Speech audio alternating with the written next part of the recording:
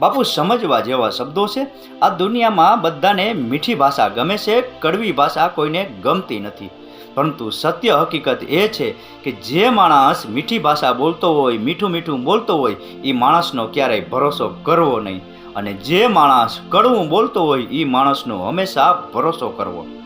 કારણ કે જે માણસ મીઠું મીઠું બોલતો હોય એ ક્યારે દગો દઈ જાય, ક્યારે છેતરી જાય એની કોઈને ખબર નથી હોતી. પરંતુ જે માણસ કડવું બોલતો હોય એ હંમેશા સત્ય જ બોલતો હોય, એ ક્યારેય કોઈને દગો દેતો નથી કે ક્યારેય કોઈને છેતરતો નથી. એ હંમેશા સત્ય જ હોય છે. આજના જમાનામાં મીઠું બોલવું જરૂરી છે, પરંતુ હદ કરતાં વધારે મીઠું બોલવું બહુ સારું નહીં. કારણ કે આપણા શાસ્ત્રોમાં કહ્યું છે કે જે ફળો મીઠા હોય ને એ હંમેશા ચાકુની ધાર ઉપર હોય છે, એના ઉપર ચાકુ ચલાવવામાં આવે છે. પરંતુ જે ફળો કડવા હોય છે એ ફળોને એક બાજુ મૂકી દેવામાં આવે છે. જે રીતે એક સિક્કાની બે બાજુ હોય છે એ જ રીતે આ દુનિયામાં બે પ્રકારના માણસો હોય છે.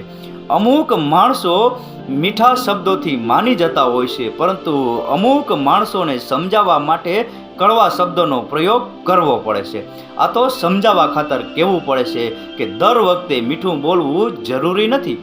કારણ કે ક્યારેક આપણી જાતને સત્ય સાબિત કરવા માટે કડવા શબ્દોનો પણ પ્રયોગ કરવો પડતો હોય છે. રાકેશ ગીરીના આ શબ્દો સમજાઈને વંદન.